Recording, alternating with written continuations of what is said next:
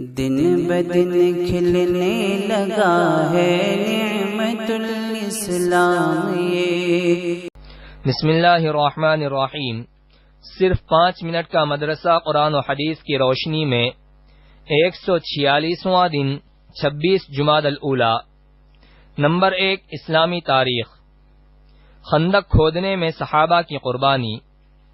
صحابہ کرام رضی اللہ عنہم نے سخت سردی، بے سر و سامانی اور فاقہ کشی کے باوجود پوری ہمت و استقامت کے ساتھ خندق کھودنے کا کام انجام دیا۔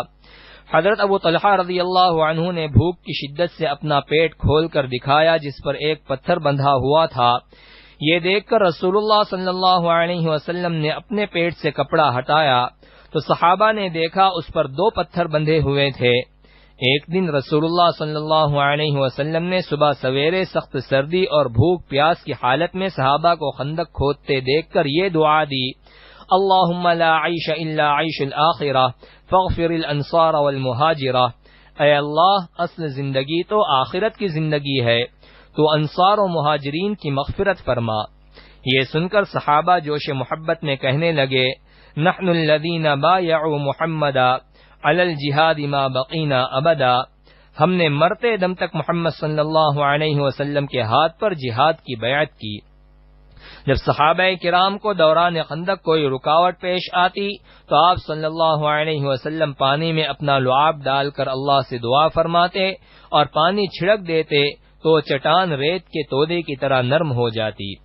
غرض دشمن کے آنے سے پہلے اہل مدینہ نے اپنی حفاظت کا انتظام مکمل کر لیا۔ نمبر 2، حضور صلی اللہ علیہ وسلم کا معجزہ، بکریوں کے تھنوں میں دودھ بھر آنا۔ حضرت ابو قرصافہ جندرہ بن خیشنہ فرماتے ہیں کہ میرے والد کا انتقال ہو چکا تھا۔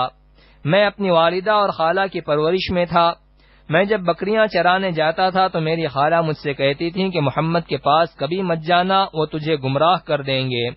لیکن پھر بھی میں بکریاں لے کر گھر سے نکلتا اور بکریوں کو چرنے کے لیے چھوڑ دیتا اور میں رسول اللہ صلی اللہ علیہ وسلم کی مجلس میں چلا جاتا اور ان کی باتیں سنتا۔ جب میں شام کو بکریاں لے کر واپس گھر جاتا تو میری خالہ کہتی کہ بکریوں کے تھن کیوں خشک ہیں؟ تو میں کہتا پتہ نہیں۔ دوسرے دن بھی یہی کہا۔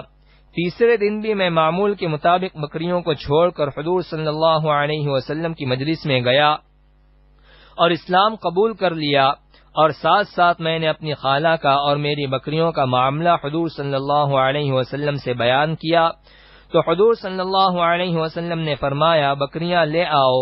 میں لے کر آیا تو حضور صلی اللہ علیہ وسلم نے سب بکریوں کے پیٹ اور تھنوں پر اپنا مبارک ہاتھ پھیرا اور برکت کی دعا فرمائی تو ساری بکریاں موٹی ہو گئیں اور تھنوں میں دودھ بھر آیا۔ جب شام کو میں بکریاں لے کر گھر آیا تو خالہ نے فرمایا کیا بات ہے؟ تو میں نے کہا روزانہ جہاں چراتا تھا آج بھی وہیں چرائیں، لیکن میں اپنا واقعہ بیان کرتا ہوں۔ چنانچہ جب میں نے والدہ اور خالہ کے سامنے سارا واقعہ بیان کیا تو وہ خود کہنے لگیں ہمیں بھی محمد کے پاس لے چلو۔ میں ان کو لے گیا تو دونوں نے اسلام قبول کر لیا اور حضور صلی اللہ علیہ وسلم کے ہاتھ پر بیعت کی۔ نمبر 3، ایک فرض کے بارے میں، امانت کا واپس کرنا۔ قرآن میں اللہ تعالیٰ فرماتا ہے اللہ تعالیٰ تم کو حکم دیتا ہے کہ جن کی امانتیں ہیں ان کو لوٹا دو۔ فائدہ: اگر کسی شخص نے کسی کے پاس کوئی چیز امانت کے طور پر رکھی ہو تو مطالبے کے وقت اس کا ادا کرنا ضروری ہے۔ نمبر 4، ایک سنت کے بارے میں، نیک اولاد کے لیے دعا۔ نیک اور صالح اولاد کے لیے اس دعا کا اہتمام کرنا چاہیے: رب هب لی من الصالحین۔ ترجمہ: اے میرے رب مجھے نیک اولاد عطا فرما۔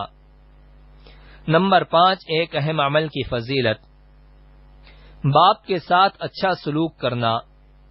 رسول اللہ صلی اللہ علیہ وسلم نے فرمایا باپ کے ساتھ حسن سلوک کا اعلیٰ درجہ یہ ہے کہ اس کے چلے جانے کے بعد اس کے ساتھ تعلقات رکھنے والوں کے ساتھ حسن سلوک کرے۔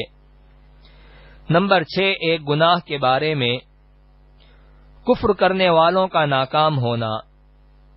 قرآن میں اللہ تعالیٰ فرماتا ہے بے شک جو لوگ کافر ہو گئے اور انہوں نے اوروں کو بھی اللہ کے راستے سے روکا اور ہدایت ظاہر ہونے کے بعد اللہ کے رسول کی مخالفت کی تو یہ لوگ اللہ کے دین کو ذرا بھی نقصان نہیں پہنچا سکیں گے، اللہ تعالیٰ ان کے تمام اعمال کو برباد کر دے گا۔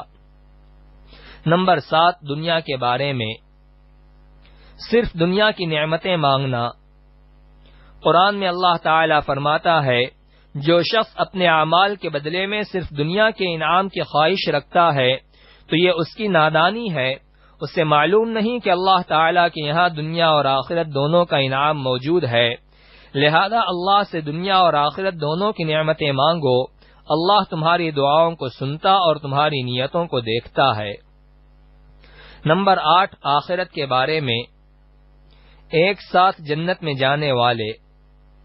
رسول اللہ صلی اللہ علیہ وسلم نے فرمایا، میری امت کے 70,000 یا 7 لاکھ افراد ایک ساتھ جنت میں داخل ہوں گے، ان کے چہرے 14ویں رات کے چاند کی طرح چمک رہے ہوں گے۔ نمبر 9، طب نبوی سے علاج۔ مسواک کے فوائد۔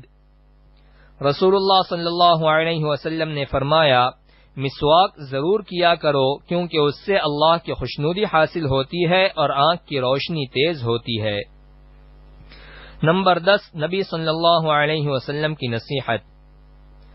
رسول اللہ صلی اللہ علیہ وسلم نے فرمایا، تم اللہ کی عبادت اس طرح کرو گویا تم اس کو دیکھ رہے ہو، تم اپنے آپ کو مردوں میں شمار کرو، پھر ایک ایک پتھر اور درخت کے پاس اللہ کو یاد کرو، اور جب تم کوئی برا کام کر بیٹھو تو اس کے ساتھ ہی اچھا کام کر لیا کرو، پوشیدہ گناہ کے بدلے پوشیدہ نیکی اور کھلم کھلا گناہ کے بدلے کھلم کھلا نیکی کر لیا کرو۔